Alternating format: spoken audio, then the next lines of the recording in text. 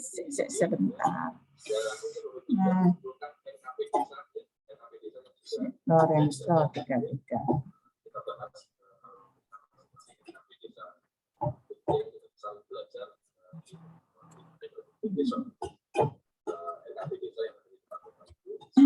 Baik, selamat siang adik-adik sekalian. Sebentar lagi kita akan memulai pembelajaran. Sehat semua nggih? Adik-adik sekalian? Sehat, Ibu. Yes. Baik adik-adik, sebelum memulai pembelajaran, baiklah kita berdoa terlebih dahulu ya.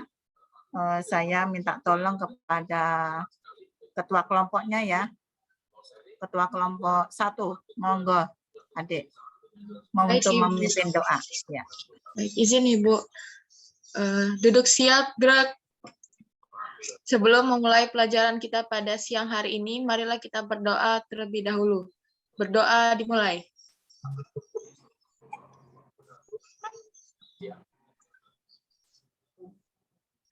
Berdoa selesai.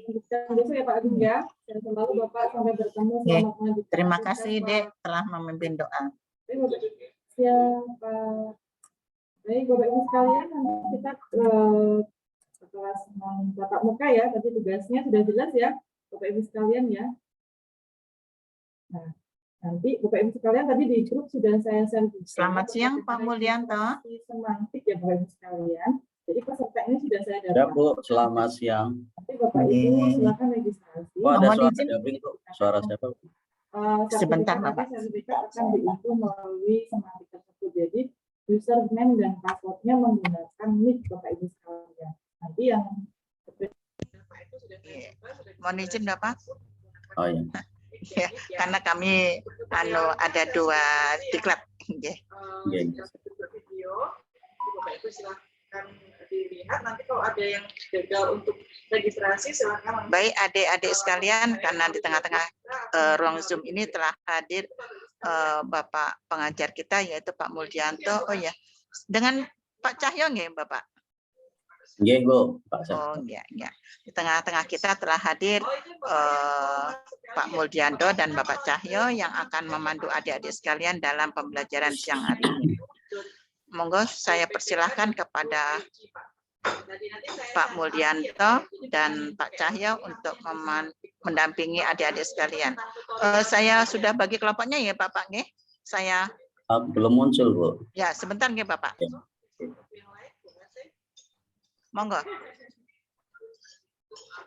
Sudah muncul Bapak? Oke, sudah.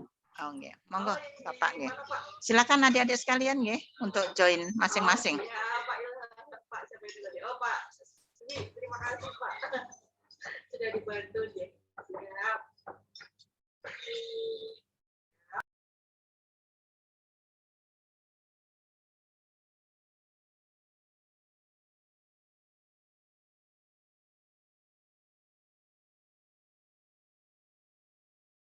Ya.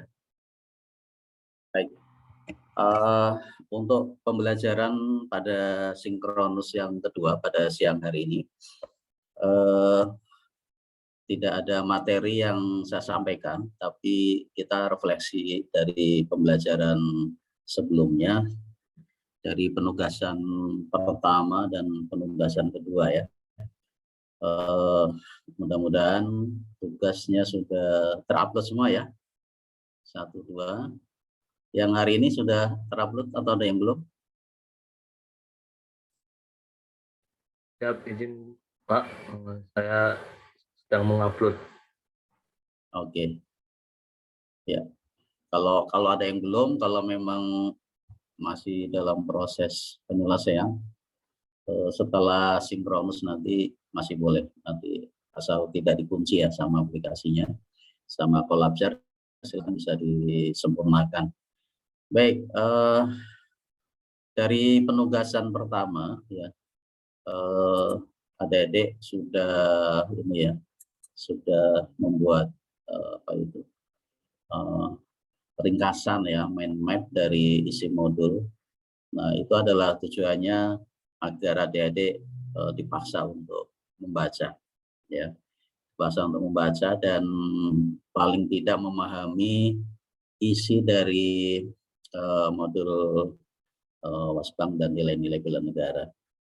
Kemudian dari penugasan kedua, ya, diharapkan bisa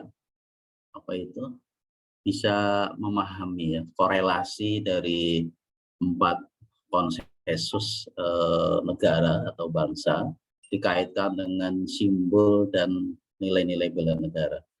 Nah, itu adalah sebenarnya sebuah implementasi dari pembelajaran kita. Nah, endingnya adalah sebenarnya di penugasan ketiga itu adik-adik diminta untuk membuat contoh aktualisasi dari apa yang dipelajari tadi. Nah, diharapkan video atau penugasan yang diselesaikan di hari ini itu bisa merasuk ke dalam kepribadian adik-adik sendiri semua, sehingga itu nanti bisa menjadi bekal ya untuk melandasi pelaksanaan tugas yang nantinya sebenarnya pelaksanaan tugas yang kita lakukan itu ya tidak keluar dari nilai-nilai sikap dan bela negara tadi. Nah, untuk hari ini karena metode pembelajaran kita untuk hari ini adalah feedback ya, untuk melihat bagaimana adik-adik menangkap atau memahami ya dari tokoh atau mungkin dari figur yang dianggap mencerminkan dari sebuah role model yang mungkin mencerminkan atau mewakili dari pembelajaran nilai-nilai bela negara.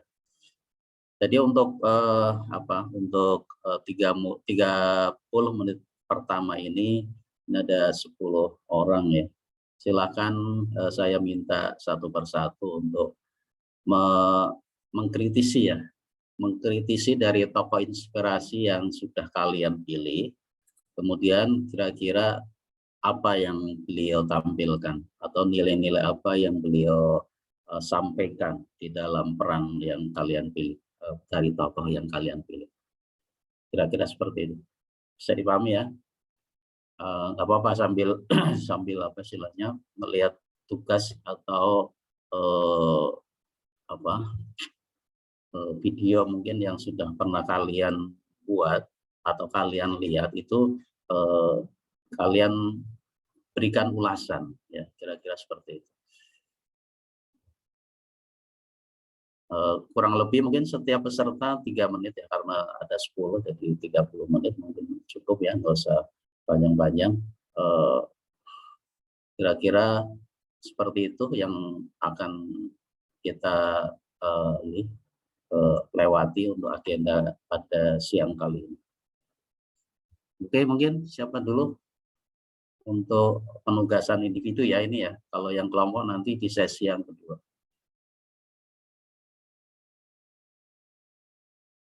Jadi untuk penugasan individu di poin yang ketiga ya, yang untuk penugasan pertama di poin ketiga.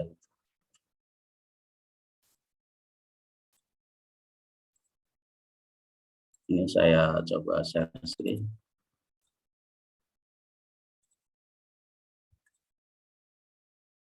Kelihatan ya? Ini yang poin ketiga ya. Jadi adik-adik kan sudah membuat ini ya, sudah mencari ya tokoh yang menurut adik-adik mempunyai lesson learned dari pengamalan dari nilai bela negara dan sikap kesiagaan. Monggo silakan yang mau duluan. Nggak usah diputarkan itunya, nggak apa-apa ya, cuma di overview saja.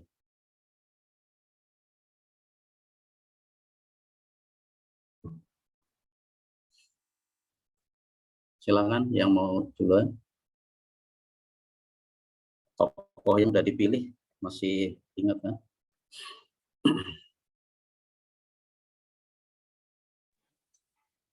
Izin Pak. Ya, Mas Tio, monggo. Siap. Mohon izin memperkenalkan diri, nama saya Tio Pranata, biasa dipanggil Tio, asal dari Jakarta Selatan, absen 38. Saya izin mempresentasikan atau overview tentang tokoh inspiratif yang sudah saya kerjakan. Beliau bernama Franciscus Xaverius Sudanto, atau yang bisa dikenal dengan Dr. Sudanto. Beliau lahir di Kebumen tahun 1948, adalah seorang dokter di Abepura, Papua, yang melayani pasiennya hanya dengan tarif Rp1.000.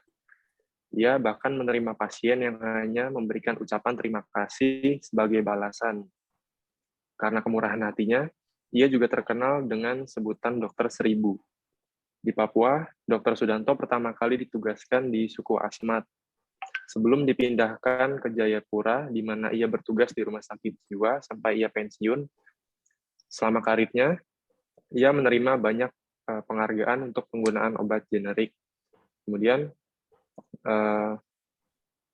berdasarkan kisah inspiratif tersebut, pelajaran yang bisa saya ambil dari Dr. Sudanto adalah beliau mengamalkan nilai bela negara yang keempat, yakni rela berkorban untuk bangsa dan negara.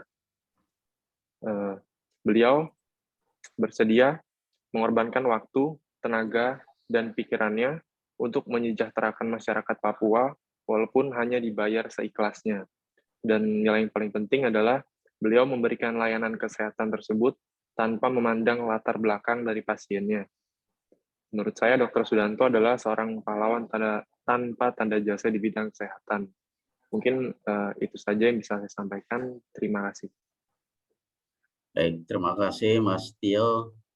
Itu videonya di-upload di YouTube ya, saya lihat di penugasan ya Mas. Siap, betul Pak.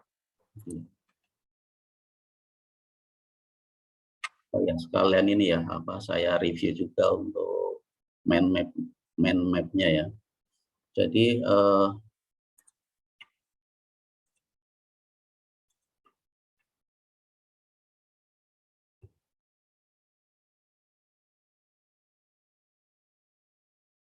oke, untuk penugasan mind map juga sudah lengkap ya yang dibuat oleh Mas Tio. Saya lihat cukup apa istilahnya kreatif ya.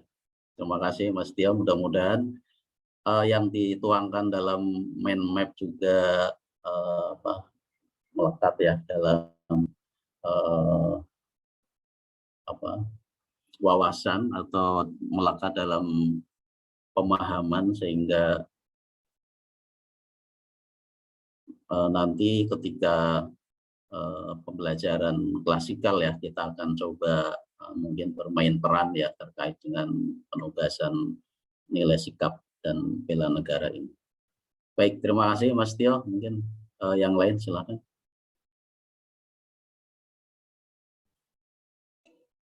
Izin Pak. Monggo Mas Raja. Baik. Sebelumnya izin memperkenalkan diri. Nama saya Raja Omar Razoki Harahap, asal dari Ternate. Dan di sini tokoh kekinian inspiratif bela negara yang saya ambil adalah Egy Maulana Fikri. Mungkin teman-teman udah tahu ya siapa dia. Dia itu adalah pesepak bola Indonesia, pesepak bola muda Indonesia. Nah, apa nilai bela negara yang bisa saya ambil dari dia? Menurut saya pribadi, yang bisa kita ambil adalah nilai pertama, cinta tanah air. Lebih tepatnya di indikator menjaga nama baik bangsa dan negara, serta memberikan kontribusi pada kemajuan bangsa dan negara. Nah,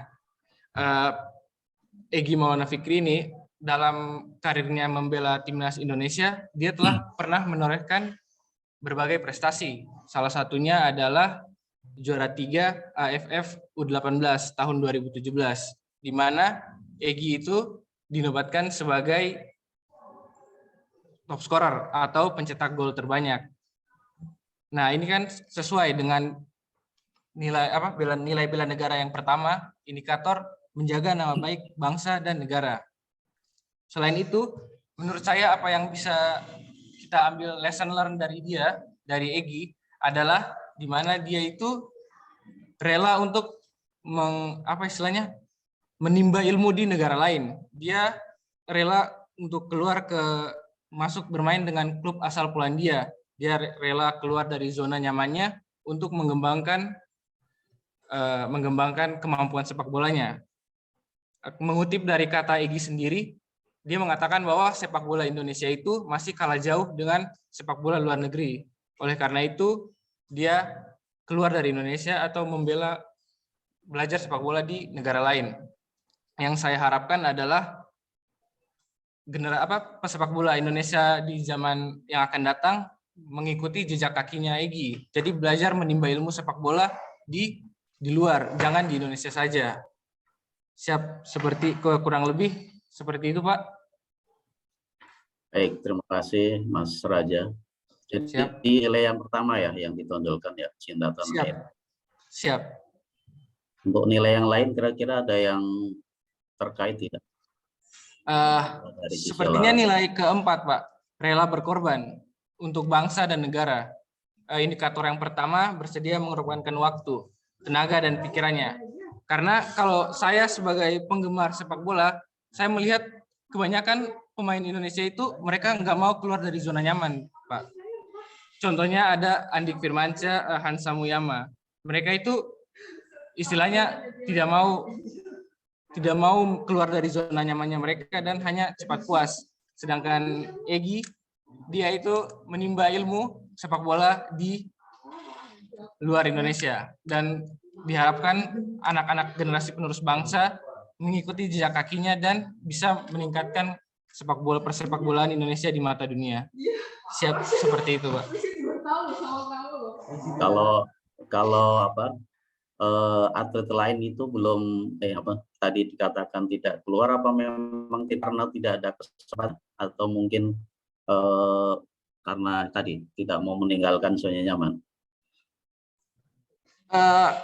Kebanyakan yang saya lihat dari berita itu tidak mau keluar dari zona nyaman, dan Pak, soalnya alasannya itu kayak ada yang nggak bisa bahasa atau makanannya kurang enak, kurang pas dengan dia. Andik Firmansyah, seingat saya pernah trial di klub Malaysia, di klub luar negeri. Saya lupa negara apa, tapi pada akhirnya karena dia merasa tidak cocok, dia balik ke Indonesia lagi.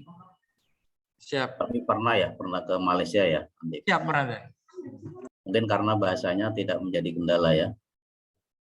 Oke, ya mungkin itu pilihan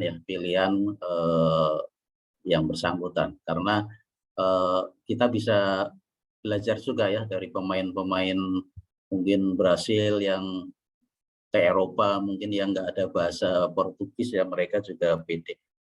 Atau juga seperti ini ya, pelatih kita Sintayong juga, dia mungkin hanya bisa bahasa Korea tapi bisa melatih dengan baik. Baik, jadi itu semangat untuk tadi dalam rangka untuk cinta tanah air menambah. Baik, terima kasih Mas Raja atas ulasannya. Silakan mungkin yang lain. Izin, Pak. Ya. Permata. Assalamualaikum warahmatullahi wabarakatuh. Nama saya Permata Namira Maulia. Jadi untuk kemarin saya memilih tokoh inspiratif kekiniannya itu Jerome Pauline, Pak. Jerome Pauline Sijabat. Jadi dia itu seorang YouTuber, selebgram sama pengusaha.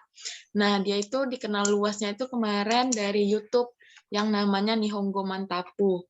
Nah, dia itu sekarang baru lulus dari kuliah, Pak.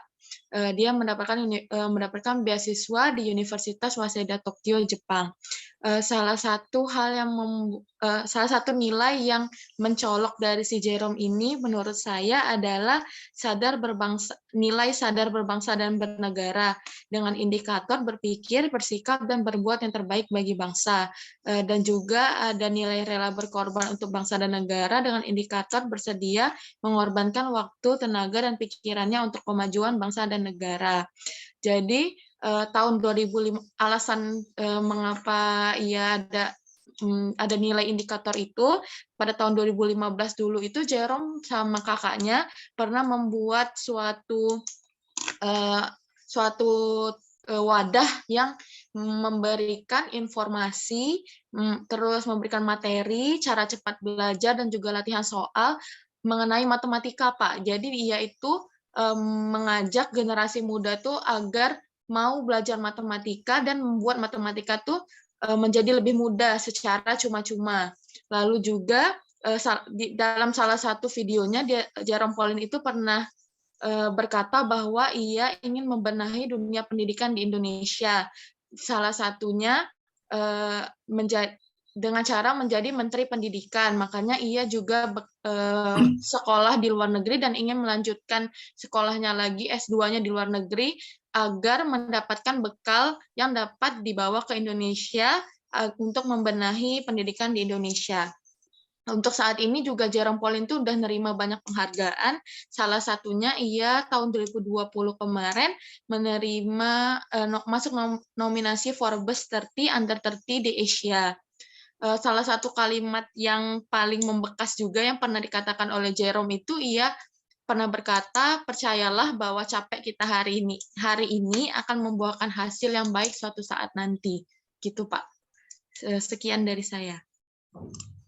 Baik, terima kasih Mbak Permata.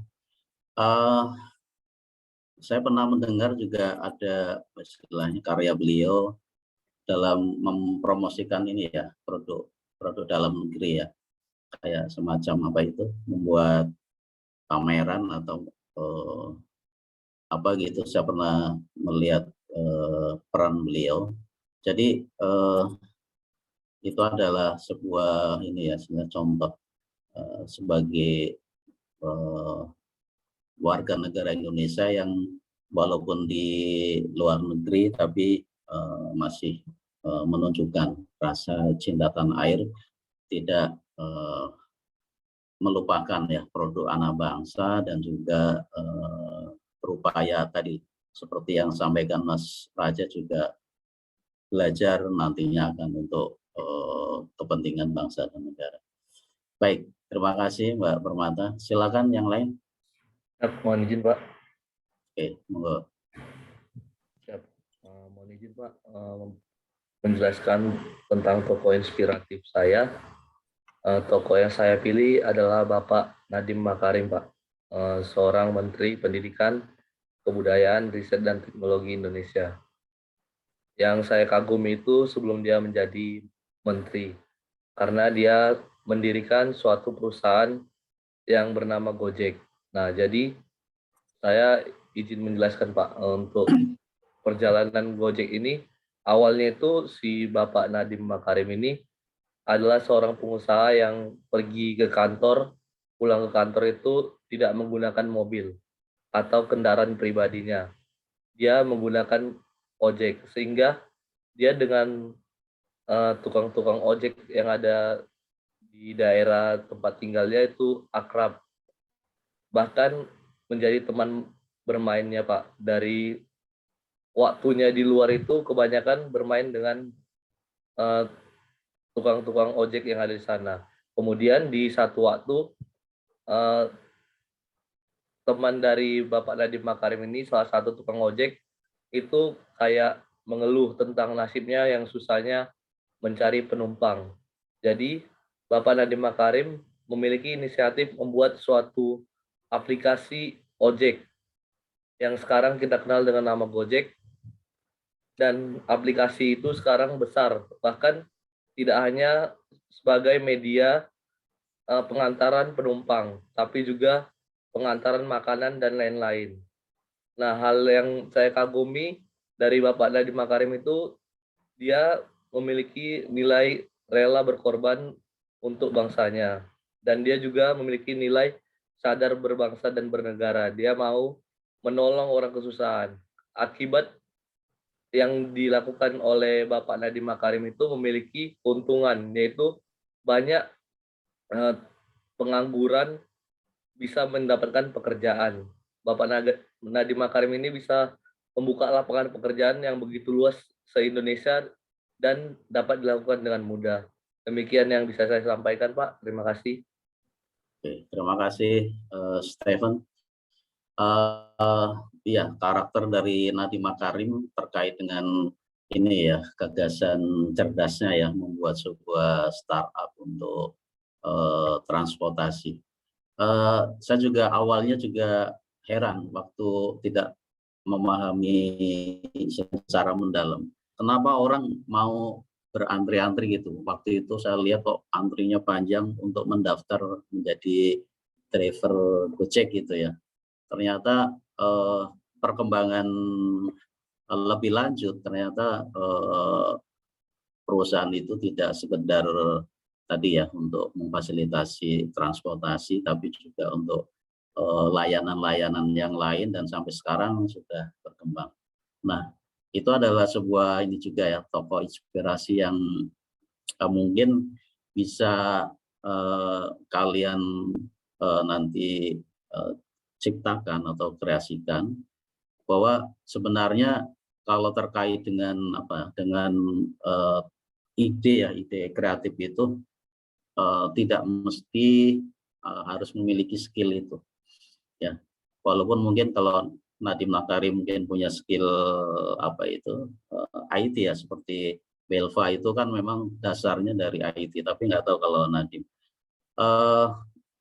Dari contoh tadi, maksud saya, ketika adik-adik nanti di kantor, ketika mempunyai sebuah ide atau sebuah inovasi gitu, terus terkendala dengan skill kompetensinya tidak ada, itu tidak menjadi hambatan, artinya itu bisa disampaikan kepada pimpinan, nantinya bisa dikerjakan bersama ya dalam sebuah tim, atau mungkin kalau terkait dengan IT bisa di pihak ketiga kan. Jadi seperti yang dilakukan di Direktorat Jenderal Perbendaharaan juga terkait dengan pengembangan aplikasi pengelolaan keuangan, itu dikerjakan oleh pihak ketiga, tapi para pemikirnya, para konseptornya adalah dari internal ya. Artinya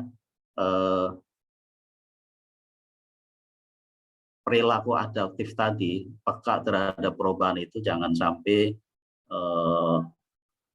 terhambat gara-gara skill kalian itu tidak ada solusi lain, mungkin dengan dikerjakan secara tim atau mungkin di pihak ketiga kan. Yang penting adalah manfaat ya, manfaat yang akan didapat kalau itu bisa diciptakan ya, seperti tadi ya, pengaruhnya dari Gojek itu ribuan bahkan ya, atau mungkin bisa barangkali jutaan ya kalau sekarang ini, karena orang pada susah cari kerja, dengan memiliki modal ya sepeda motor bisa menghidupi ya keluarga dan pribadinya kalau yang belum berkeluarga. Baik, jadi itu mungkin cerita yang bisa kita ambil ya dari setiap tokoh tadi. Baik, silakan dilanjut yang lain yang belum. Izin, Pak. Siapa, Mbak? Mohon izin, Pak. Ya, Mbak Rizky. Devina, Pak. Selamat siang, Bapak dan teman-teman. Mohon izin untuk membawakan materi pada tugas saya yang lalu. Pada tugas tersebut saya membawakan tokoh inspiratif kekinian, yaitu Raditya Dika. Jadi beliau adalah seorang komedian, penulis, sutradara, produser, penulis skenario, pebisnis, YouTuber, dan juga aktor Indonesia. Pada awalnya beliau terkenal karena menulis satu buku. Maaf, Mbak Devina. Tadi saya kurang menangkap. Siapa namanya tadi? Raditya Dika, Pak. Raditya Dika. Ya. Okay. Jadi pada awalnya beliau terkenal sebagai penulis, Pak. Banyak buku yang ditulisnya rata-rata mengenai tentang cerita kesehariannya. Kemudian juga dia setelah menulis buku merambah ke dunia perfilman Indonesia. Dan sekarang beliau banyak membuat konten-konten melalui YouTube-nya. Nah, di konten YouTube-nya itu walaupun paling banyak itu bergenre komedi, namun beliau juga seringkali membawakan konten yang berisi tentang keuangan dan juga investasi, Pak, dan juga perpajakan juga. Jadi sasarannya adalah generasi muda kita, yaitu agar gemar untuk berinvestasi dan juga tidak menerapkan gaya hidup hedonisme agar ke depannya kehidupan dapat lebih layak dan juga lebih stabil. Kemudian juga beliau juga pernah membahas mengenai edukasi perpajakan dengan mengundang staf ahli Menteri Keuangan bidang komunikasi yang membahas mengenai peraturan perpajakan dan juga kepatuhan perpajakan, Pak. Jadi di sini nilai dari bela negara yang dapat saya ambil dari Raditya Dika yaitu memberikan kontribusi pada kemajuan bangsa dan negara, Pak. Karena beliau mengajak generasi muda khususnya untuk gemar berinvestasi dan juga patuh terhadap pajak, Pak. Dan juga yang dapat saya ambil yaitu masing-masing orang dapat berkontribusi bagi negara sesuai dengan profesinya masing-masing, Pak. Terima kasih. Raditya Dika itu yang apa, juri di apa itu? Di Stand up comedy, Pak. Iya, iya, Pak. Betul ya? Iya, Pak. Oh, saya kira yang saya tahu adalah juri di situ, artinya tidak sampai kepada edukasi ya tentang tadi apa perpajakan ya, keuangan ya. Perpajakan dan investasi. Oh. Di YouTube sekarang Pak banyak kontennya. Oh, siap. Oke, jadi tadi nilai apa yang disampaikan, nilai nilai bela negaranya yang ini Pak memberikan kontribusi pada kemajuan bangsa dan negara dan juga setiap orang dapat berkontribusi sesuai dengan profesinya masing-masing, Pak. Sampai buat film ya. Jadi oke, jadi saya juga mungkin menyampaikan apa ya tadi terkait dengan motivasi beliau ya. Jadi peran Kementerian Keuangan juga selama ini kan terlalu formal ya, terlalu formal apa hanya di lingkungan satker atau mungkin kementerian lembaga ya. Nah, maksud saya ketika mungkin adik-adik nanti punya potensi, punya pengetahuan apapun ya yang bisa bisa diberikan kepada lingkungan ya, terutama ketika tinggal di suatu daerah ya atau di tempat tinggal yang sekarang di kos atau di luar kantor, baik di kantor maupun di luar kantor ya, saya mohon mungkin jangan pelit ya untuk mengajari, apalagi sekarang ini banyak UMKM ya, banyak UMKM yang butuh pendampingan, terutama kalau adik-adik yang dari pajak ya, bisa mungkin mengingatkan sadar tentang pajak, tapi tidak sekedar mengingatkan kewajiban, tapi juga mengingatkan tentang apa istilahnya peran UMKM ini kepada negara, artinya memotivasi untuk bisa lebih maju, tapi juga di sisi lain jangan sampai melupakan pajak. Nah, itu peran edukasi yang harus sampai.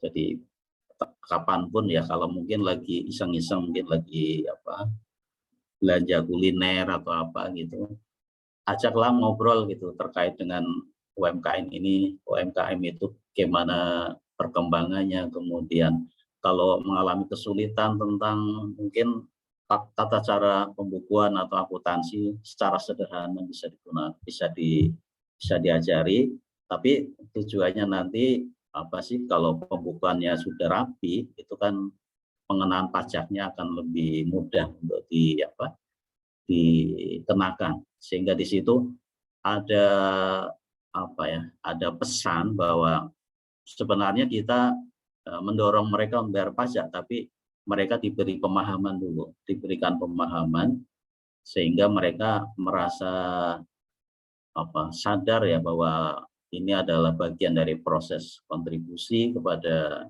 perekonomian bangsa, dan juga mereka akhirnya sadar. Nah, syukur-syukur kalau adik-adik mungkin punya kemampuan skill ya terkait dengan apa yang bisa memudahkan untuk mereka bekerja, dan terutama terkait dengan pengelolaan keuangan, tidak ada salahnya untuk diberikan kepada mereka. Jadi itu mungkin sisi lain ya yang mungkin bisa suatu saat bisa diterapkan oleh adik-adik. Jadi peran kita mungkin sebagai orang Kementerian Keuangan tidak hanya bermanfaat di kantor, tapi di luar kantor juga kalau bisa ditonjolkan melalui media atau melalui kondisi yang menyesuaikan. Oke, terima kasih Mbak Devina. Silakan yang lain berikutnya. Oke. Baik, saya akan mempresentasikan mengenai tokoh inspiratif yang kemarin sudah saya ambil, yaitu saya mengambil Najwa Shihab. Najwa Shihab adalah seorang jurnalis dan aktivis yang cerdas, kritis, berwawasan luas, dan terkenal memiliki keberanian dalam mengemukakan pendapat. Beliau tidak segan untuk menyampaikan pendapat, gagasan, dan pemikirannya untuk mengungkapkan fakta-fakta dan kebenaran kepada publik. Beberapa isu yang sering dilontarkan oleh beliau adalah mengenai isu pemberdayaan perempuan, pemberantasan korupsi, serta penolakan pada rasisme dan juga isu-isu lainnya. Nah, dari sini nilai dasar bela negara yang dapat ditunjukkan yaitu cinta tanah air, terutama pada indikator berkontribusi pada kemajuan bangsa dan negara. Kemudian Najwa Shihab juga pernah ditetapkan sebagai Duta Baca oleh Perpustakaan Nasional Republik Indonesia pada tahun 2016 sampai dengan tahun 2020. Dengan posisinya sebagai Duta Baca, beliau gencar untuk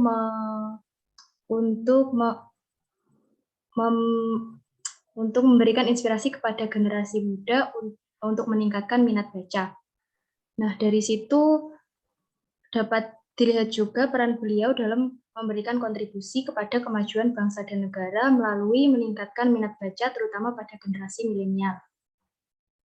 Sekian presentasi dari saya. Terima kasih. Oke, terima kasih Mbak Vanessa. Sebenarnya mungkin banyak ya dari tokoh Najwa Shihab itu yang bisa bisa dijadikan role model ya, terutama untuk perempuan. Jadi memiliki peran ya, walaupun seorang wanita ya, perempuan ya memiliki peran ya dengan kesetaraan gender, berusaha untuk mengungkap ya kasus-kasus sesuai dengan kondisi kenyataan. Mungkin tadi yang menarik adalah terkait dengan ini ya, minat baca ya. Jadi mungkin kalau kita melihat ya, kalau kita melihat di lingkungan kita saat ini ya, dengan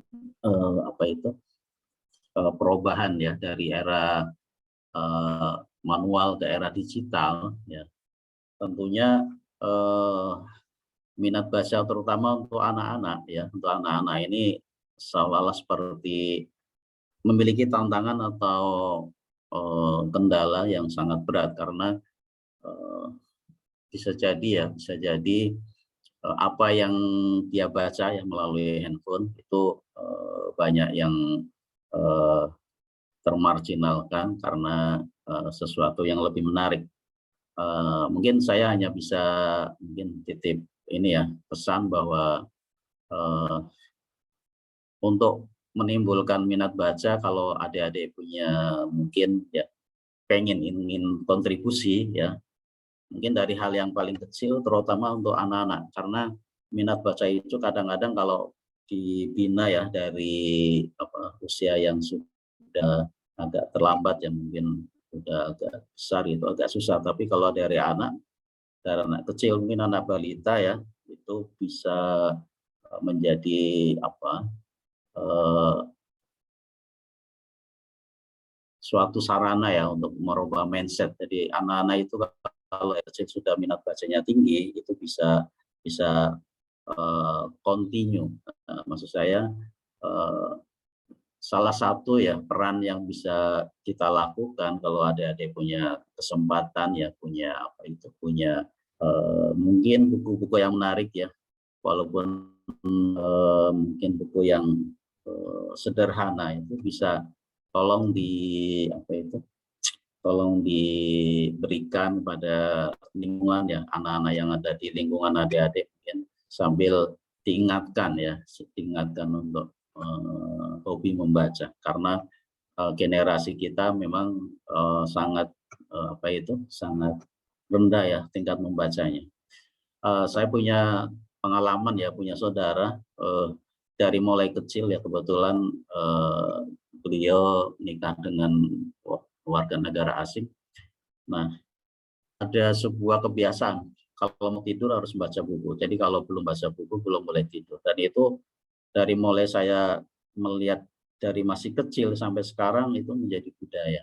Nah, itu adalah sebuah mungkin pembelajaran yang dari kecil ya. Jadi memang dari kecil sudah dibiasakan. Akhirnya ketika tidak ada aktivitas ya, mereka larinya ke buku, dan saya lihat juga berhasil pola pendidikan seperti itu. Kita melihat bahwa orang yang banyak membaca itu wawasannya itu ya, terus pola pikirnya, cara berbicaranya itu agak lebih maju ya. Kita lihat mungkin anak-anak kecil di luar negeri itu ketika melihat sesuatu, nah, setelah itu disuruh memberikan komentar atau membuat review. Sama dengan seperti ini ya, kita belajar, kita mereview. Tapi di sana itu dari mulai mungkin masih prasekolah ya, masih saya melihat sendiri, masih di waktu saudara saya itu masih kecil, ponakan saya masih kecil, mungkin baru 4 atau 5 tahun ya, masih TK gitu. Ada tugas dari sekolah suruh menangkap kupu-kupu. Setelah menangkap kupu-kupu, suruh ditulis kira-kira ada apa di dalam kupu-kupu. Nah, itu adalah sebuah pembelajaran bahwa disuruh membaca ya, dengan melihat kupu-kupu itu disuruh membaca ada apa di kupu-kupu. Mungkin sepele ya, ada kaki, ada sayap, warnanya gitu. Tapi itu adalah sebuah sarana agar mereka itu berpikir kritis. Kira-kira seperti itu. Jadi ya, kita yang sudah paham ya, sudah tahu, mungkin ya bisa diajarkan pada saudara kita, lingkungan kita, orang-orang yang mungkin butuh ini ya, informasi seperti itu. Terima kasih Mbak Vanessa. Siapa lagi yang belum? Izin, Pak. Oke, Mas Nabila. Oke, ya. Perkenalkan, nama saya Nabila Abdurrahman, biasa dipanggil Habel. Di sini saya akan presentasikan terkait tugas saya kemarin. Tokoh yang saya pilih, tokoh inspiratif, yaitu adalah Ibu Susi Pujiastuti, yaitu mantan Menteri Perikanan dan Kelautan. Kenapa saya memilih beliau? Karena beliau, saya kagum terhadap beliau, meskipun beliau pernah dikeluarkan dari SMA Negeri 1 Yogyakarta, namun dengan tekadnya membangun bangsa dan negara, beliau dapat mendirikan perusahaan penerbangan, yaitu adalah Susi Air. Kemudian saat beliau menjadi Menteri Perikanan dan Kelautan, beliau menerapkan kebijakan penenggelaman kapal asing yang melakukan pencurian ikan secara ilegal. Nah, di situ beliau tentu saja menunjukkan nilai-nilai bela negara, yaitu adalah menjaga ruang wilayah negara Indonesia, dan juga memiliki kemampuan, integritas, dan kepercayaan diri dalam membela negaranya. Kemudian beliau juga menorehkan prestasi yang baru-baru ini beliau raih, yaitu adalah mendapatkan Bintang Mahaputra Adi Pradana. Bintang Mahaputra Adi Pradana itu adalah bintang yang diberikan kepada mereka yang secara luar biasa menjaga keutuhan, kelangsungan, dan kejayaan negara Kesatuan Republik Indonesia. Sekian prestasi singkat dari saya. Kurang lebihnya mohon maaf. Wassalamualaikum warahmatullahi wabarakatuh. Waalaikumsalam. Terima kasih Mas Nabila atas pemilihan tokoh inspirasi ya. Jadi Ibu Susi Pujiastuti, nggak tahu orang mana itu, orang Jawa Barat atau orang Jogja, Mas? Orang Pangandaran. Pangandaran ya. Ya, memang kita kenal beliau seperti kayak ini ya, nggak kuliah ya, nggak tahu kalau benar atau enggak, karena setahu saya juga katanya nggak sekolah, mungkin nggak sekolah itu dia keluar tadi yang disampaikan. Tapi cara berpikir dia sebagai seorang bisnismen ya dan seorang negarawan memang luar biasa. Ya barangkali kalau dia dikenal seorang yang tidak sekolah tapi sukses, ya tentunya tidak luput ya, dia pasti membaca. Bahasa Inggrisnya juga bagus ya, artinya walaupun medok gitu kan, bahasa Inggrisnya termasuk keren, artinya cara pengungkapannya bagus. Ya, beliau adalah seorang seorang bisnismen, tapi ketika menjabat sebagai aparat ya, sebagai birokrat, beliau tidak kelihatan ya, kita nggak mengenal beliau istilahnya mumpung ya jadi pejabat memperkaya diri sendiri di sektor perikanan ya, seolah-olah beliau ya urusan bisnis untuk tugas-tugas, jadi beliau bisa memisahkan, itu yang mungkin perlu kita lihat, bisa memisahkan peran ya sebagai pribadi atau sebagai swasta dan sebagai pemerintah. Bahkan beliau menciptakan tadi ya, kenapa itu ditenggelamkan, Mas? Mungkin punya alasan sendiri. Kira-kira filosofi apa kenapa kapal itu ditenggelamkan? Kenapa tidak dijual saja, nanti ada penerimaan untuk negara? Kira-kira apa, Mas? Kalau menurut saya sih memang harus ditenggelamkan dan tidak bisa dijual kemana-mana ya Pak, karena itu kapalnya kan masuknya secara ilegal dan ya seperti misalkan sesuatu yang haram kalau misalkan untuk kebaikan, tapi kalau haram ya tetap haram gitu kan. Kalau ilegal ya walaupun untuk kebaikan ya tetap asalnya ilegal nggak bisa. Oke. Tapi ini ada sisi lain ada sisi edukasi yang bisa saya tangkap gitu. Kenapa itu ditenggelamkan? Yang pertama adalah untuk menimbulkan efek jerah. Jangan sampai itu nanti kapalnya disita oleh pemerintah Indonesia, misalkan dari Vietnam, dari Thailand, dari Malaysia disita oleh Indonesia. Nanti kesan yang muncul bahwa Indonesia nggak punya kapal, jadi kapal nelayan alasannya melanggar illegal fishing terus ditangkap terus dipakai sendiri. Jadi itu memang menjatuhkan martabat bangsa Indonesia. Tapi dengan ditenggelamkan itu adalah sebuah istilahnya shock terapi ya. Jadi kita nggak butuh kapal mereka, yang kita butuhkan adalah ketegasan dengan menangkap kapal terus ditenggelamkan itu ya, secara mungkin secara nasionalis kita atau nelayan kita masih lebih kurang canggih ya kapalnya. Kalau kita udah dipakai aja untuk nelayan kita, nah itu kan nanti ininya image ya dari luar negeri itu pasti beda. Tapi kalau ditenggelamkan memang itu adalah sebuah ketegasan ya. Jadi memberikan contoh bahwa Indonesia itu tidak melikan ya kalau bahasa Jawa itu. Artinya itu benar-benar sebuah punishment atas pelanggaran, jadi tidak dipakai, atau mungkin kalau tadi tidak dijual ya, alasannya kalau dijual bisa jadi nanti yang beli adalah mereka juga misalnya, atau mungkin orang Indonesia yang beli, terus nilai kapal itu kadang-kadang tidak sepadan kejahatan dari menangkap ikan. Jadi mungkin menangkap ikannya mungkin bisa 10 miliar, beli kapalnya cuma 2 miliar. Jadi itu nanti kalau kapalnya ditangkap udah lepas aja, nanti kita juga beli lagi, tanggapan kita hasilnya lebih banyak daripada itu. Makanya tidak dijual atau tidak dipakai karena tadi menjaga martabat bangsa Indonesia.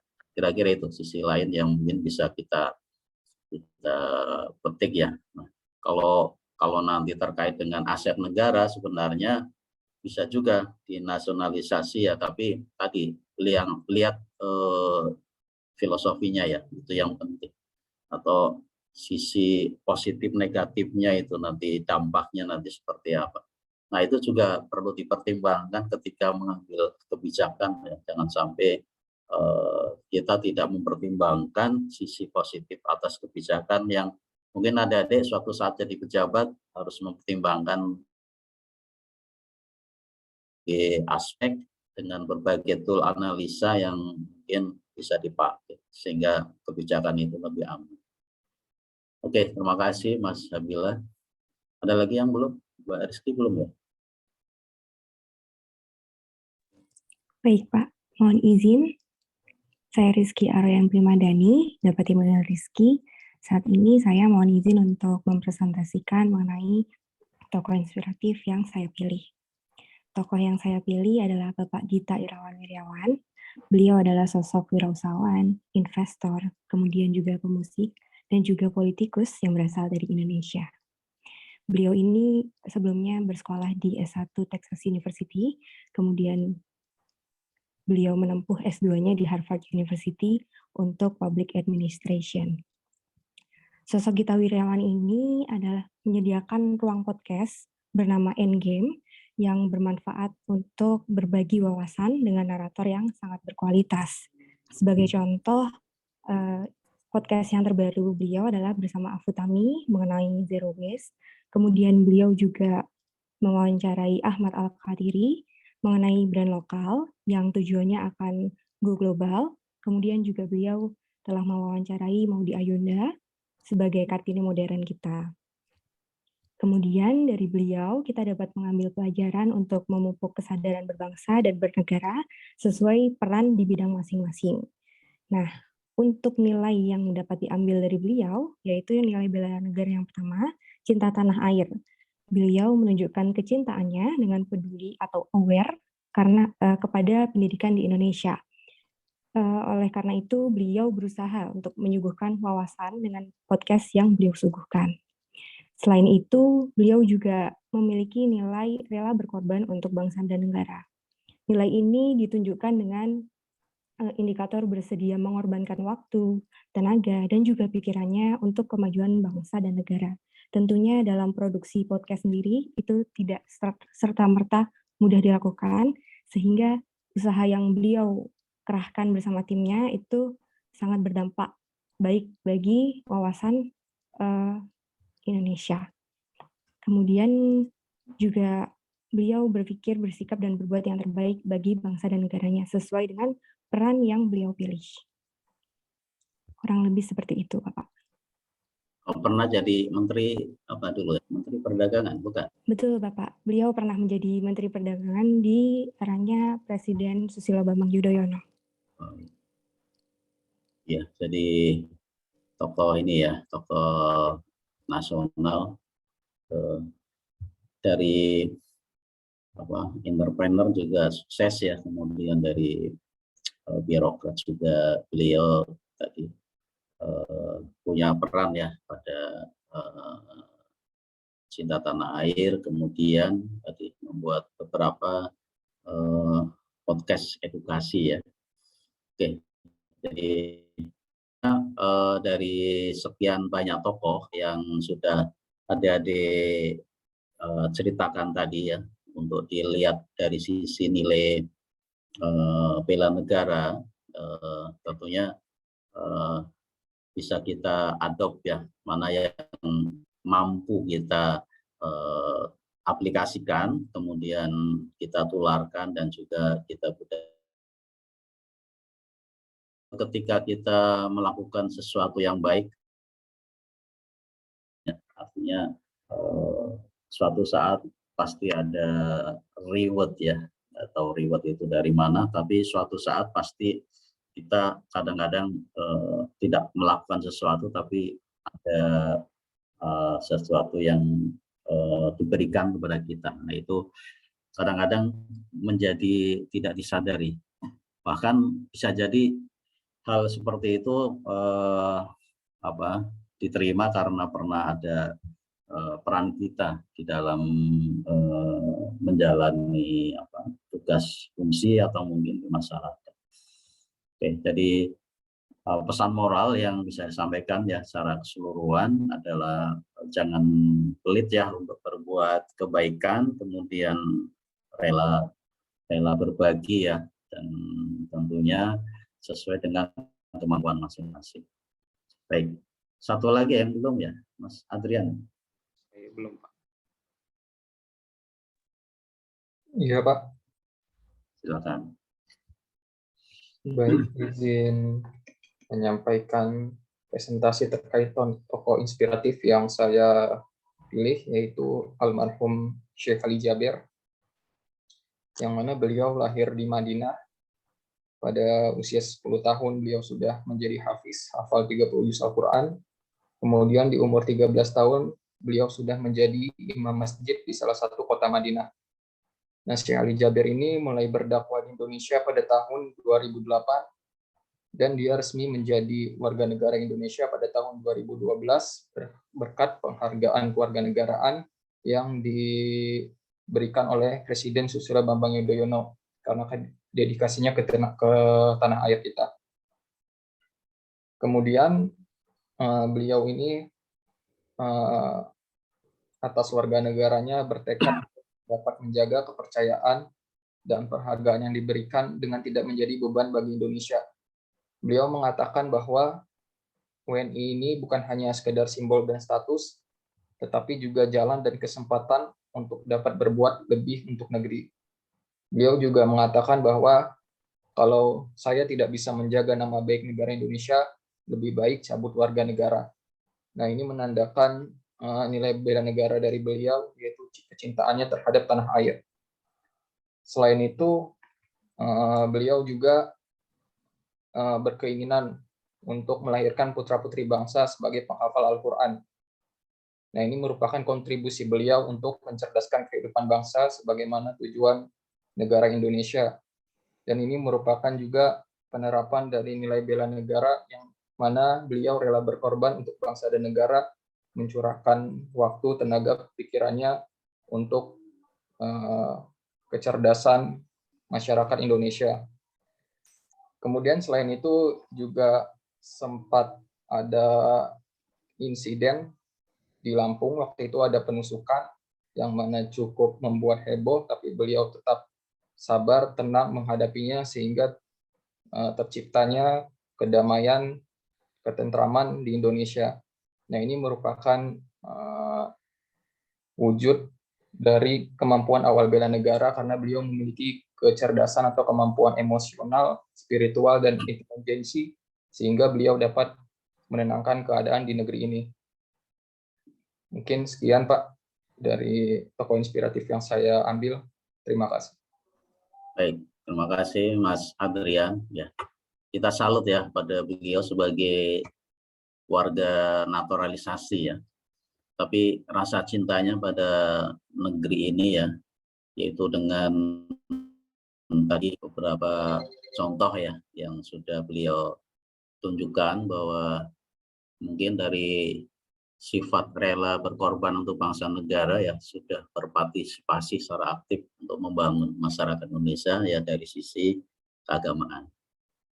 Kemudian dari cinta tanah air juga komitmen ya, beliau tidak walaupun kalau kita sering dengar juga ceramah ya mungkin di YouTube atau di TV, beliau tidak istilahnya tidak rasisme ya, artinya walaupun beliau dari Arab tapi beliau tetap istilahnya menjaga ya nama baik negaranya juga, terus menjaga nama baik Indonesia. Jadi bersifat ini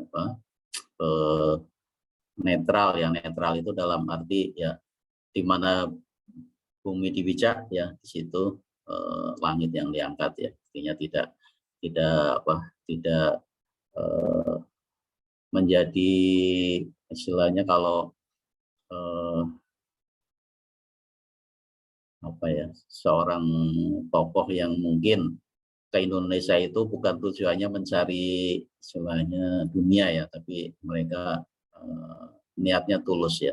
Nah, ini juga merupakan bukti dari setia pada Pancasila, terutama nilai ketuhanan konsisten ya. Mereka bisa jadi bekerja tanpa pamrih ya.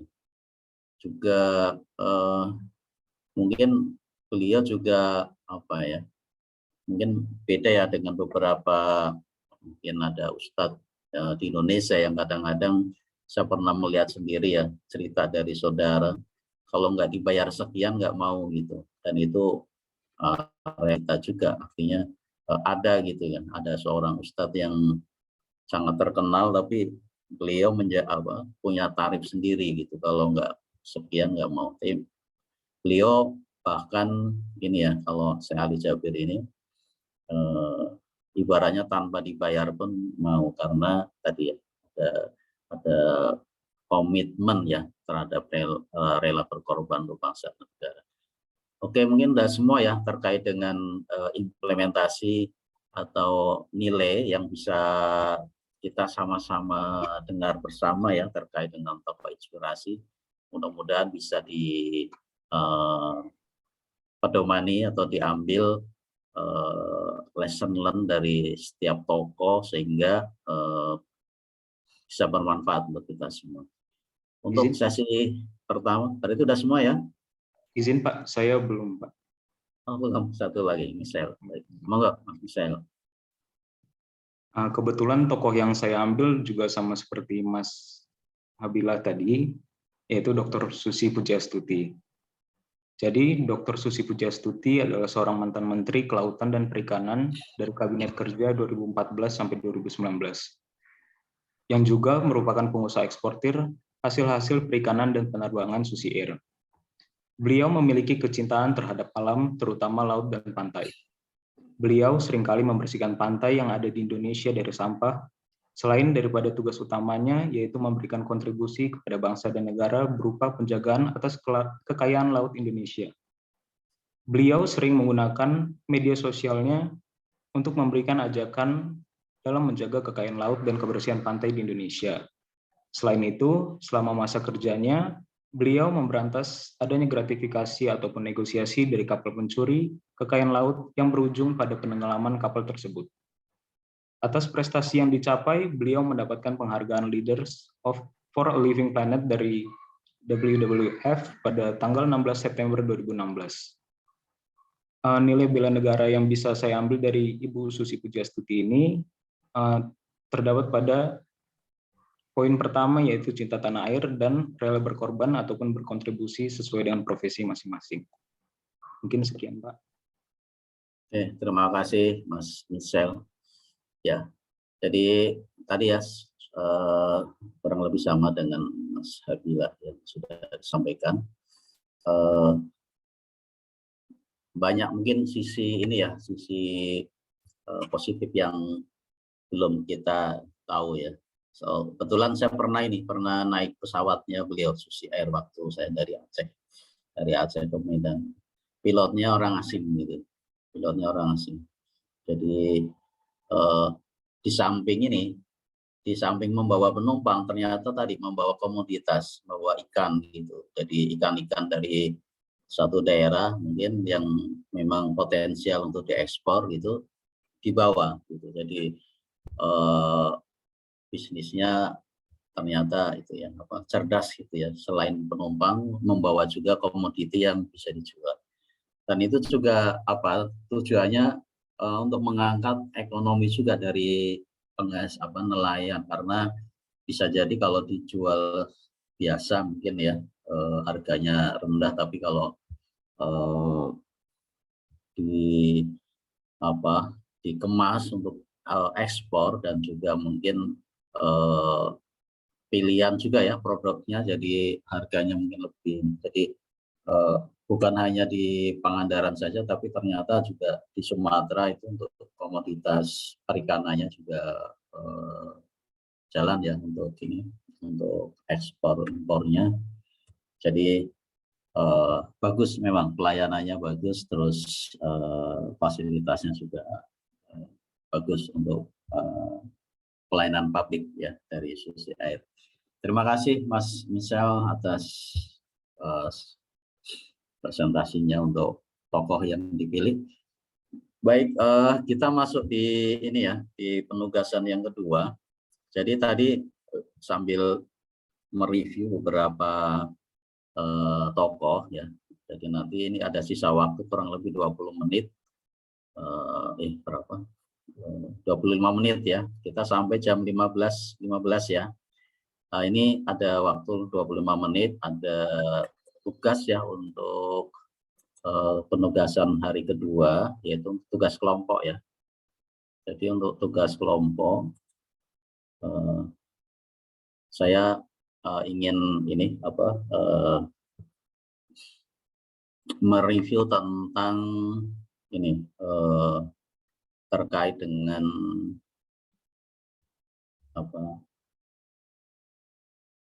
alat analisis ya, kalau tidak salah ya. Saya cek dulu ya. Kelompok 1.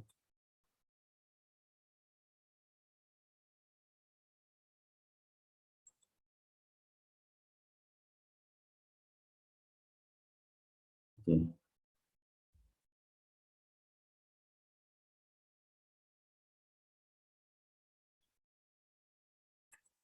Untuk review untuk penugasan yang kedua ya, karena ini saya juga sekaligus penilaian ya, jadi penilaian tuh.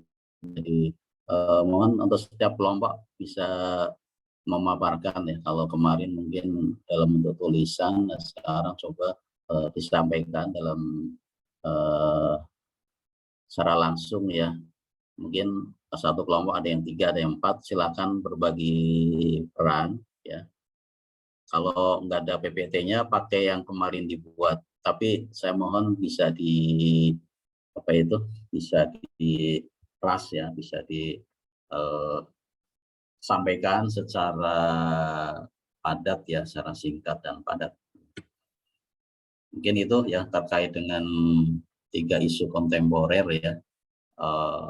Salah satu yang menjadi isu pilihan mungkin itu yang perlu dibahas ya, untuk disampaikan sesuai dengan alat analisis yang teman-teman adik-adik gunakan.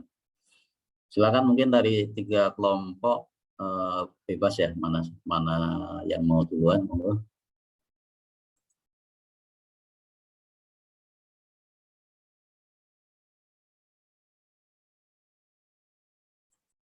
Ini pengamalan dari ini ya, dari nilai sikap bela negara, terutama untuk yang bisa bekerja sama dengan baik ya untuk menyelesaikan tugas. Monggo silakan.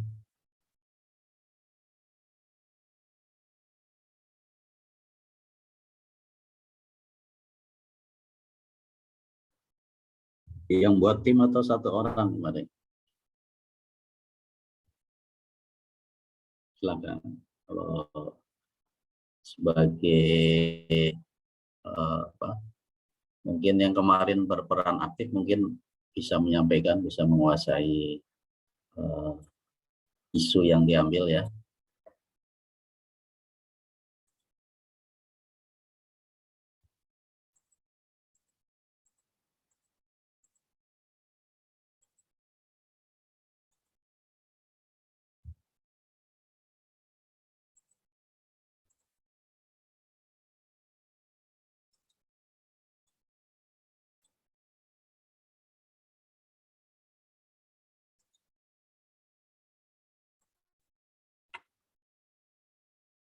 Ayo, kelompok mana dulu?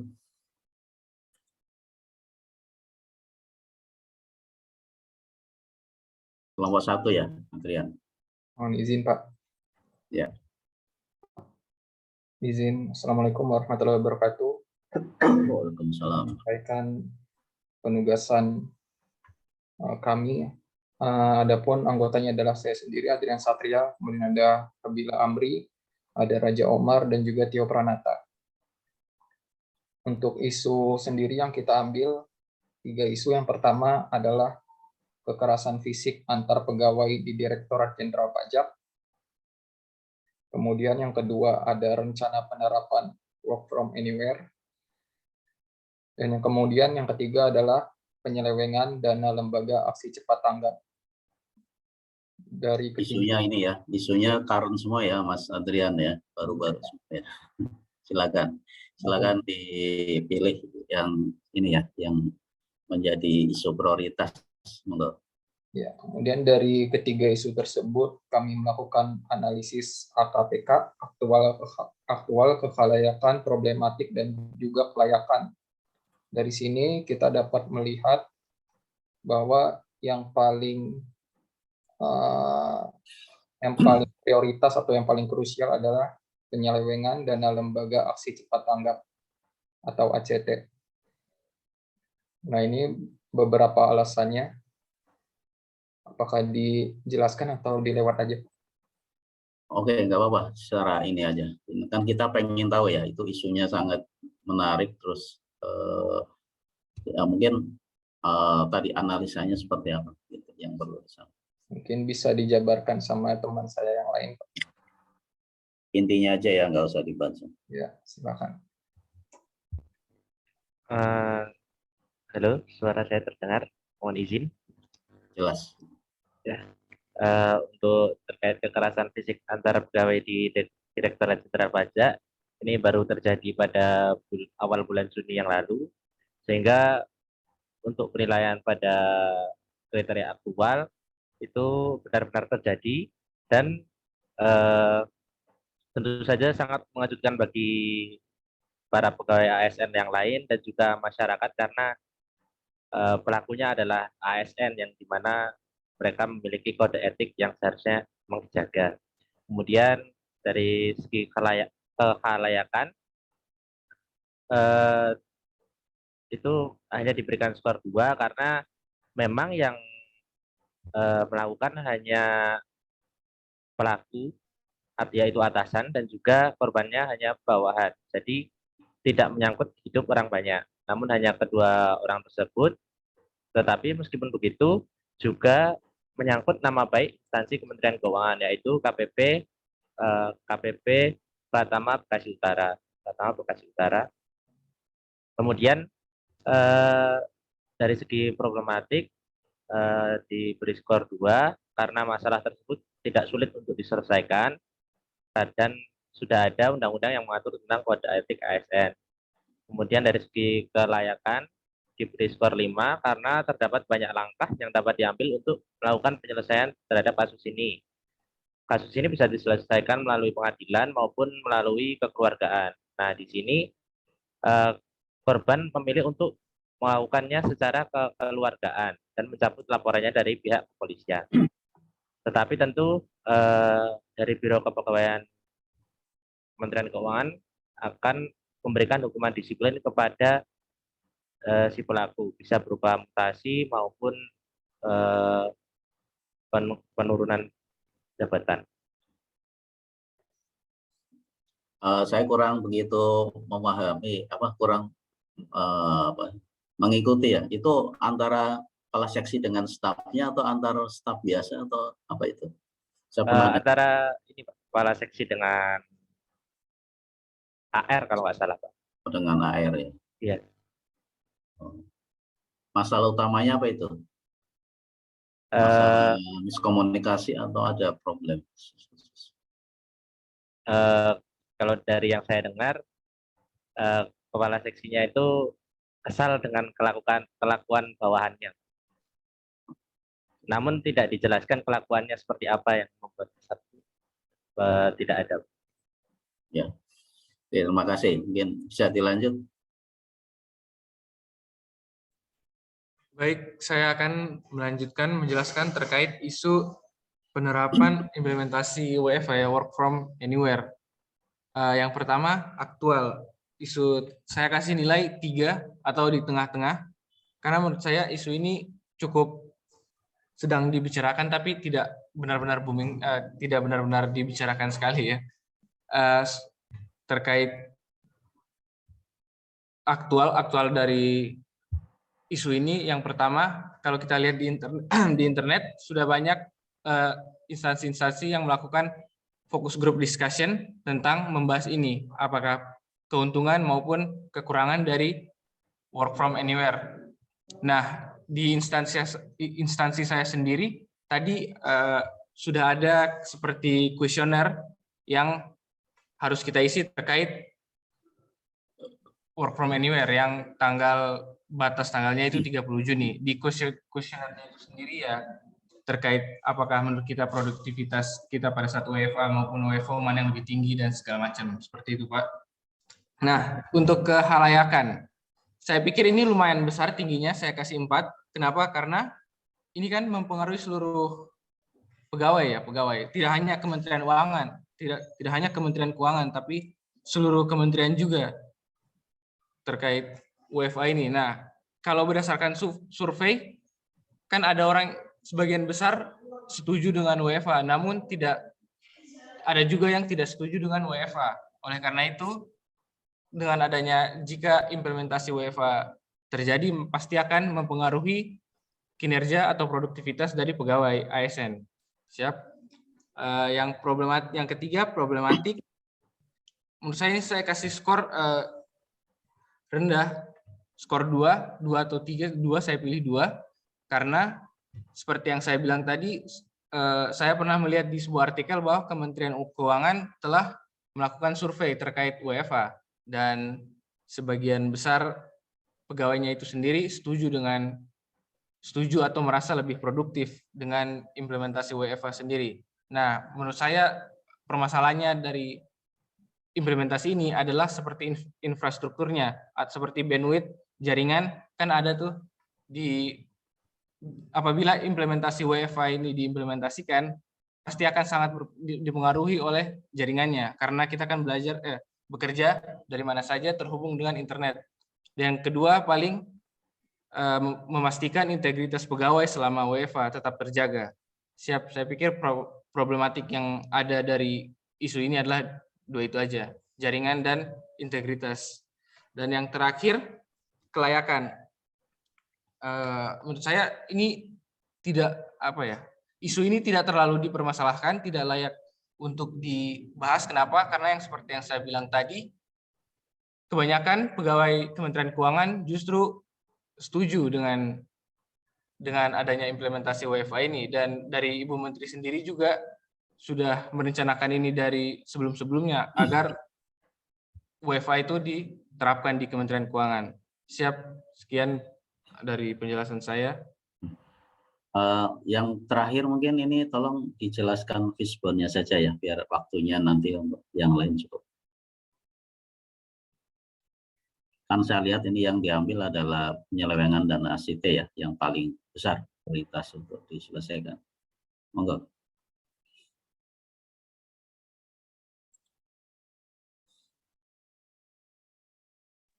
Baik, untuk fishbone-nya kami menggunakan pendekatan 6 metode. Yang pertama ada people, orang-orang yang terlibatnya, ada pendiri dan mantan presiden ACT, pejabat senior vice president, dan juga direktur eksekutifnya. Kemudian metode yang digunakan dalam penyelewengan ini adalah penggunaan fasilitas mewah oleh para pengurus. Terus dapat dilihat juga dari gaji pengurus yang tinggi, serta adanya transfer dana ke keluarga pengurus. Kemudian untuk pengukurannya, bahwa kita mengetahui ada penyelewengannya itu didapat dari penurunan jumlah penerima bantuan, kemudian ketersediaan dananya juga berkurang, kemudian dari laporan keuangan ada aliran dana tidak wajar, dan juga dari laporan pertanggungjawabannya. Kemudian untuk materialnya ada gaya hidup mewah pengurus, sifat keserakahan, kekuasaan, dan juga mengutamakan kepentingan pribadi. Untuk environment-nya, yang pertama, karena pengawasan rendah terhadap lembaga ACT ini, kemudian sehingga menimbulkan adanya kesempatan bagi para oknum yang tidak bertanggung jawab, kemudian juga ada kepercayaan dari masyarakat karena ACT ini sudah berdiri lama, dan juga memang supplier atau yang mendanakannya atau yang menyumbang itu sudah cukup banyak. Kemudian yang digunakan ini ada website, marketplace, media sosial, dan juga rekening bank dari ACT ini. Nah, ini penjelasan terkait fishbone-nya.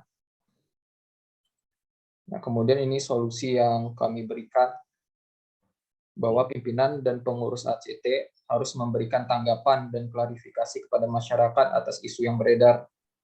ACT juga harus menyampaikan permohonan maaf. Iya, Pak. Bentar, Mas. Oke, mungkin untuk solusinya nggak usah ini ya, saya nanti yang coba pelajari. Cuman saya sedikit menyoroti yang fishbone ini.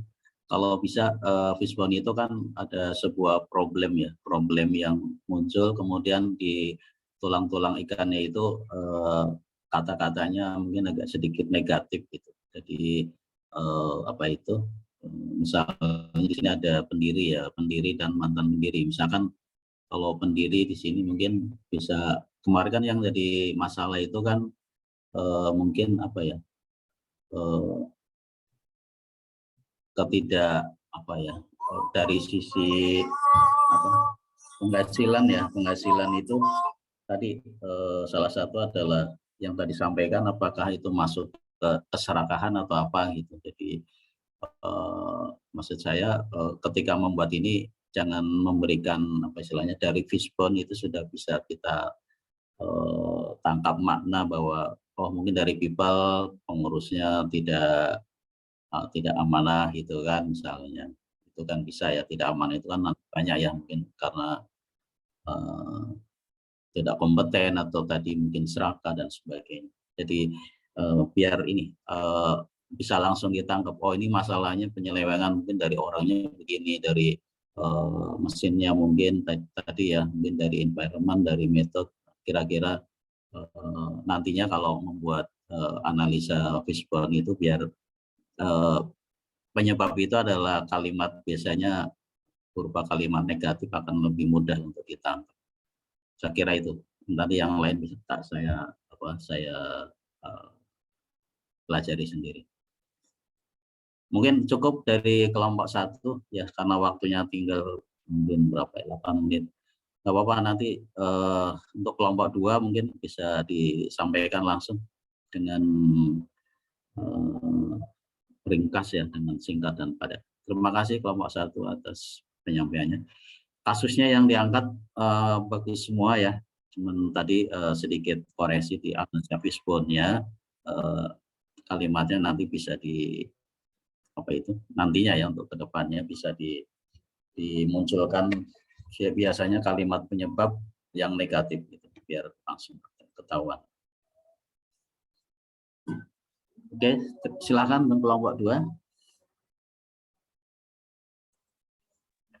Mohon izin untuk share screen, Pak. Iya.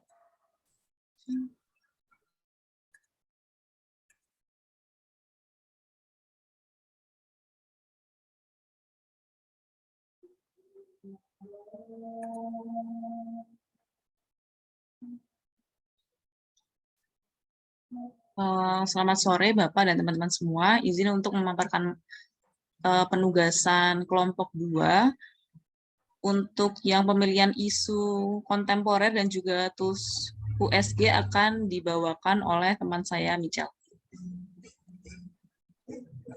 Jadi untuk isu kontemporer yang kelompok kami ambil ada 3. Yang pertama yaitu pelanggaran disiplin di lingkungan Kementerian Keuangan berupa gratifikasi. Yang kedua, cybercrime di lingkungan Kementerian Keuangan, seperti ransomware, phishing, dan kebocoran data. Dan yang ketiga itu hate speech dalam penggunaan media sosial.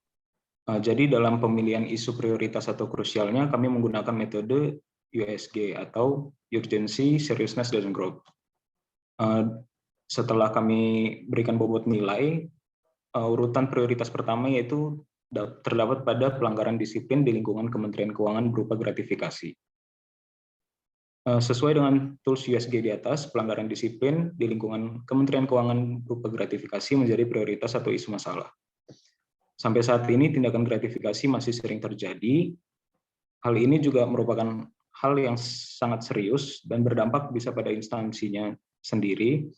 Selain itu, gratifikasi juga memiliki dampak serius bagi individu yang melakukannya. Selanjutnya, analisis permasalahan isu.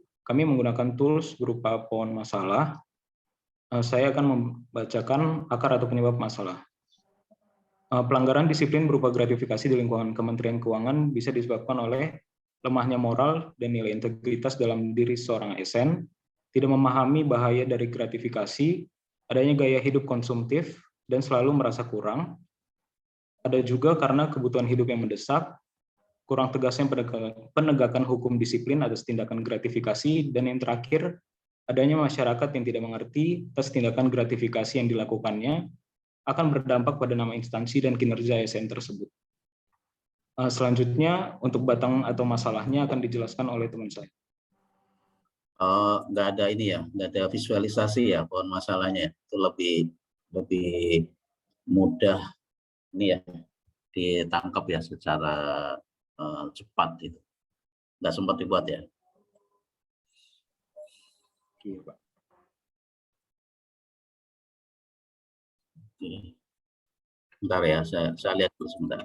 Jadi isunya menarik, cuman tadi kalau ditampilkan ada bentuk pohonnya ya, walaupun menggunakan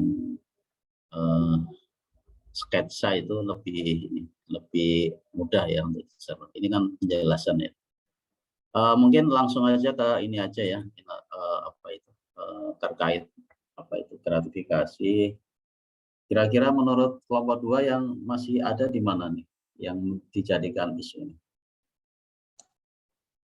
Izin menjawab, Pak. Ya. Kebetulan di tempat saya kerja masih sering mendapat adanya gratifikasi, Pak. Walaupun pada akhirnya memang dilaporkan ke pihak yang berwenang, yaitu di bagian kepatuhan internal, gitu, Pak. Di KPP atau di mana? KPP Pratama Toli-Toli. Oh, masih ini ya, masih kental ya. Karena ini ya pelayanan dan banyak unsur konflik interest ya. Nah, ini bisa nanti dijadikan ini ya, bisa dijadikan apa istilahnya untuk rancangan aktualisasi gitu ya. Gimana caranya biar gratifikasi ini memberikan gratifikasi itu banyak mata-matanya gitu, banyak pengawasnya gitu. Jadi itu menarik gitu. Jadi orang nanti akan mencoba untuk memberikan gratifikasi itu berpikir gimana caranya biar, kadang-kadang kan orangnya mau memberikan gratifikasi tapi pihak internal itu juga kadang-kadang awalnya tidak mau, mungkin lama-lama bisa tergoda. Nah, ini juga bisa ya dijadikan sebagai media untuk rancangan aktualisasi yang nantinya kira-kira terobosan apa yang mau dibuat. Saya kira itu aja mungkin dari kelompok 2 karena waktunya tinggal sedikit. Terima kasih, nanti saya selesaikan sendiri untuk mereviewnya ya. Terus langsung ke kelompok ketiga, mungkin waktunya juga nggak banyak ya, karena saya harus istirahat nanti 3:30 masuk kelas sebelah. Izin share screen ya, Pak? Iya. Baiklah, kami dari kelompok 3 akan menjelaskan mengenai lembah penugasan kami kemarin. Adapun isu yang kami pilih di sini ada 2 dari Kementerian Keuangan dan 1 dari umum. Yang pertama itu kekerasan pada pegawai di lingkungan Kementerian Keuangan. Yang kedua kasus suap gratifikasi dan pencucian uang di lingkungan Kementerian Keuangan. Dan yang ketiga ada inflasi di Indonesia yang berdampak pada kenaikan harga. Nah, di sini kami menggunakan matriks USG, yaitu urgensi, seriousness, dan growth, yang pada hasilnya setelah kami ranking, isu yang kami pilih ialah mengenai kasus suap gratifikasi dan pencucian uang di lingkungan Kementerian Keuangan. Nah, dari isu tersebut kami melakukan analisis mendalam dengan menggunakan fishbone diagram yang akan dijelaskan oleh teman saya, Vanisha.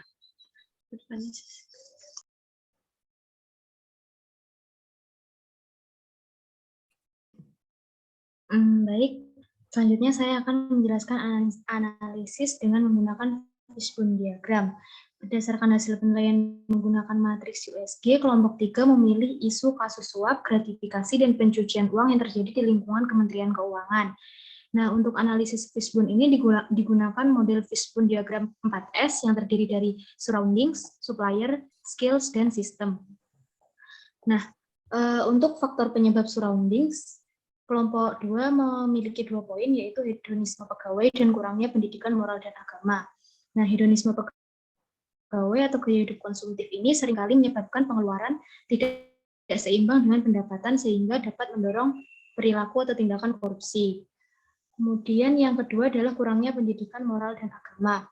Seseorang yang memiliki latar belakang atau pendidikan agama yang kurang serta moral yang lemah akan memiliki kecenderungan untuk berbuat negatif, salah satunya dengan melakukan tindakan korupsi, gratifikasi, dan pencucian uang. Kemudian yang kedua adalah dari faktor supplier. Untuk faktor supplier yang pertama adalah hubungan istimewa antara stakeholders dan pegawai. Salah satu sebab timbulnya tindakan korupsi dapat disebabkan karena adanya hubungan yang istimewa atau hubungan yang terlalu dekat antara stakeholders dan pegawai. Contohnya jika di lingkungan DJP itu adalah hubungan yang dekat antara pegawai KPP dan juga wajib pajak. Kemudian yang kedua adalah adanya kesempatan untuk melakukan korupsi. Kemudian dari yang ketiga yaitu dari sisi sistem. Dari sisi sistem ini yang pertama adalah sistem pengawasan yang kurang memadai. Apabila sistem pengawasannya terlalu longgar, maka pegawai akan memiliki kesempatan yang lebih besar untuk melakukan tindakan-tindakan yang tidak sesuai dengan peraturan yang berlaku. Kemudian yang kedua adalah penegakan hukum yang kurang tegas. Kurang tegasnya penegakan hukum ini membuat tidak timbulnya efek jera, sehingga kasus serupa masih sering terjadi. Kemudian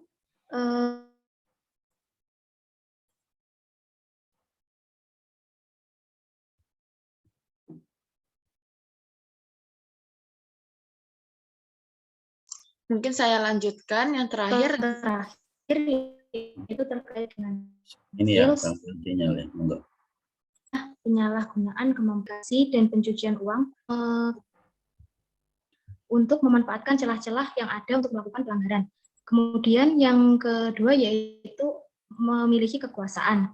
Seseorang yang memiliki kekuasaan yang tinggi cenderung memiliki kebebasan untuk dalam melakukan pekerjaannya sehingga mempunyai risiko yang lebih tinggi untuk melakukan tindakan korupsi. Selanjutnya akan dijelaskan oleh rekan saya, Stephen. Mohon izin, Pak dan rekan-rekan, apakah suara saya terdengar jelas? Ya. Selanjutnya saya akan melanjutkan tentang solusi yang dapat saya berikan untuk menyelesaikan isu kasus suap, gratifikasi, dan pencucian uang di lingkungan Kementerian Keuangan adalah sebagai berikut. Yang pertama itu penguatan nilai anti korupsi. Jadi penguatan nilai anti korupsi ini sangat penting dan seharusnya selalu diberikan pembinaan oleh seksi yang terkait untuk untuk menghindari atau mengecilkan sekecil mungkin pelanggaran yang korupsi yang terjadi. Yang kedua itu perbaikan sistem pengelolaan keuangan. Jadi di sini perlu adanya pengawasan secara mendalam terutama oleh atasan langsung untuk meminimalkan kemungkinan terjadinya penyimpangan dalam pelaksanaan pekerjaan. Atasan juga harus memberikan teladan pada bawahannya dalam penerapan nilai-nilai anti korupsi di lingkungan kerja. Dan solusi yang terakhir, tindak lanjut atas pengaduan masyarakat. Setiap pengaduan dari masyarakat yang masuk diupayakan segera ditindaklanjuti melalui pengawasan atau monitoring dan pembuktian mengenai kebenaran dari pengaduan tersebut. Setiap yang sistem pengaduan tersebut harus merahasiakan identitas dari pelapor dan selain dua hal itu, unit pengawas tindakan korupsi juga dapat memberikan hadiah bagi masyarakat yang dapat melaporkan tindakan korupsi yang terbukti. Demikianlah yang dapat disampaikan oleh kelompok kami. Kurang lebihnya kami mohon maaf. Terima kasih. Terima kasih kelompok 3 atas presentasinya. Terima kasih atas semua yang sudah mempresentasikan ya. Jadi Ini adalah pembelajaran ketika teman-teman adik-adik diminta untuk menangkap isu kontemporer ya. Nah, ini bisa dijadikan sebagai bahan nanti rancangan ya. Saya ambil contoh ya, ini case saja bahwa tadi terkait dengan isu pelanggaran ini ya, terkait dengan suap pencucian uang ya. Tadi dua kelompok juga mengangkat itu. Ini mungkin bisa dijadikan salah satu tema di dalam rancangan. Contoh misalnya tadi ya terkait dengan latar belakangnya adalah adanya kasus suap gratifikasi pencucian uang ya. Mungkin seandainya terjadi di lingkungan satker ya, di tempat unit adik-adik, mungkin terkait dengan penguatan nilai anti korupsi. Nah, ini nanti bisa dijadikan sebagai tema utama. Kira-kira penguatan nilai anti korupsi ini nanti akan dijadikan sebagai isu penyelesaian masalah kalau terjadi di kantor adik-adik. Nah, kira-kira kegiatan apa yang nanti akan dilakukan sehingga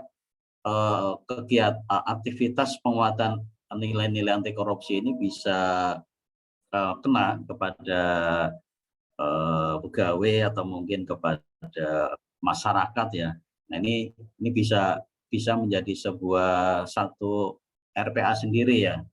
Nanti untuk case yang lain ya terkait dengan tema yang bisa diangkat, itu belajar dari tadi, bisa diambil dari analisa Fishbone tadi, salah satu misalkan kategori itu bisa dipakai. Silakan nanti didetailkan. Jadi nggak mesti ketika nanti menyusun RPA itu nggak mesti cakupannya terlalu luas. Jadi tapi kira-kira kalau anti korupsi kegiatannya apa kan yang harus dilakukan?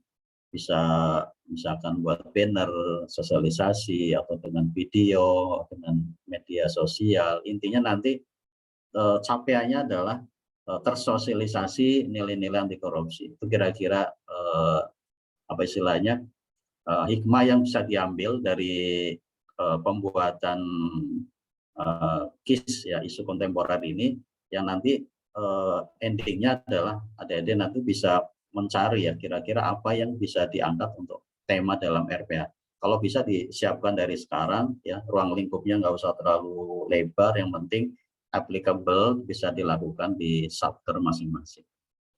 Saya kira itu. Terima kasih atas partisipasi dan juga presentasinya pada kali ini. Luar biasa, sudah menyelesaikan tugas ya dengan baik, dengan waktu yang sangat mungkin berkejar-kejaran, dengan sinkronus atau mungkin dengan pekerjaan kantor ya, tapi bisa diselesaikan dengan baik. Oke, dari saya mungkin cukup sekian karena sudah hampir 3:30 ya, jadi bisa persiapan untuk masuk ke kelas berikutnya. Kurang lebih dari saya, mohon maaf kalau ada kesalahan. Sukses selalu ya. Berarti nanti ketemu lagi pas klasikal ya. Ini pertemuan terakhir. Jadi untuk agenda satu, agenda lain saya nggak ngajar. Demikian dari saya akhiri. Selamat sore. Assalamualaikum warahmatullahi wabarakatuh. Waalaikumsalam warahmatullahi wabarakatuh.